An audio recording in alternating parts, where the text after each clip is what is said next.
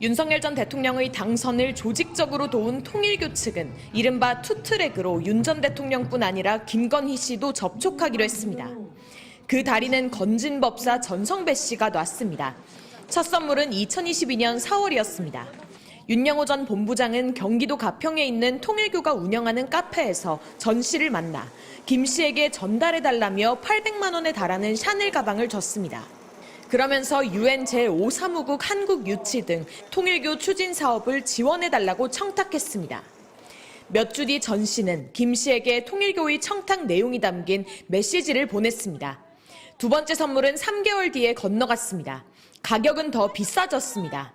전성배 씨는 윤 전 대통령 부부의 나토 순방 일정을 피해 접선 날짜를 잡아 서울 송파구에 있는 호텔에서 윤 전 본부장을 만났습니다. 같은 내용의 통일교 청탁과 함께 이번엔 1,200만 원대 샤넬 가방이 건너갔습니다.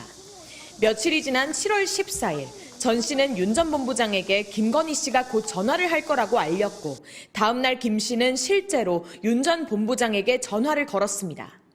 선물에 대한 감사를 표하며 정부 차원에서 통일교에 도움을 주기 위해 노력하고 있다는 취지로 말했다고 합니다. 감사 인사를 들은 통일교 측은 그로부터 2주 뒤 6,220만 원 상당의 그라프 목걸이를 준비했습니다. 윤 전 본부장은 서울 광진구의 호텔에서 건진법사에게 이 목걸이를 전달했습니다. 통일교가 추진하는 국제 행사에 교육부 장관이 예방하도록 해달라는 추가 청탁이 있었습니다.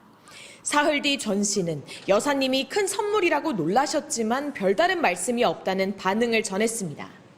전 씨는 총 8천만 원이 넘는 선물을 잃어버렸다고 주장하고 있고 김 씨는 실제로는 받지 않고 형식적인 감사 인사만 한 것이라고 진술했습니다. 특검은 최근 전 씨의 딸과 처제의 집을 압수수색하는 등 계속해서 사라진 선물의 행방을 쫓고 있습니다. MBC 뉴스 구나연입니다. 김건희 국정농단 특검의 공소 내용에 따르면 윤석열 전 대통령이 당선되고 얼마 지나지 않은 2022년 3월 30일 김건희 씨가 당시 통일교 세계본부장 윤영호 씨에게 처음 전화를 걸었습니다. 그리고 김 씨는 건진법사 전성배 씨가 전화를 주라고 했다. 대선을 도와주어서 고맙다며 통일교 측이 필요한 게 있으면 전 씨와 논의해달라는 취지의 말을 남겼습니다. 같은 날 전 씨도 또 다른 통일교 관계자에게 두 사람의 통화 내용을 전달하며 통일교에 은혜를 갚겠다. 통일교는 내가 책임지고 있다고 말했습니다. 샤넬 가방이 전달된 다음인 2022년 7월 15일에도 김건희 씨는 전성배 씨의 요청을 받고 윤 전 본부장에게 직접 전화를 했습니다. 여기서 가방 등에 대한 감사 인사와 함께 대한민국 정부 차원에서 통일교에 도움을 주기 위해 노력하고 있다는 취지의 말을 했다고 합니다.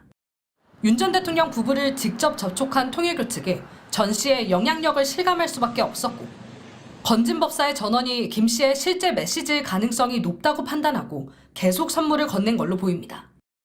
특검은 통일교 청탁 의혹을 두고 김건희 씨의 위치를 이렇게 정리했습니다. 피고인은 윤석열 전 대통령의 배우자로서 대통령의 직무에 해당하는 각종 국정 운영에 직간접적으로 관여한 사람이다. 권한도 없는 김 씨가 정치 현안에 부적절하게 개입했던 겁니다. 이에 따라 특검은 통일교의 국민의힘 전당대회 개입 시도도 김건희 씨의 요청에 따른 거라고 판단했습니다. 국민의힘 전당대회를 넉 달 앞둔 2022년 11월에 역시 전성배 씨를 창구로 윤 전 대통령 복심으로 꼽히던 권성동 국민의힘 의원을 당대표로 밀어달라고 했던 겁니다. 이를 전달받은 윤영호 전 본부장이 전 씨에게 동원해야 할 인원수와 투표권 기준을 물었고 전 씨가 10,000명 이상, 권리당원 3개월 이상 당비 납부라며 답한 사실은 앞서 드러난 바 있습니다. MBC 뉴스 유상입니다.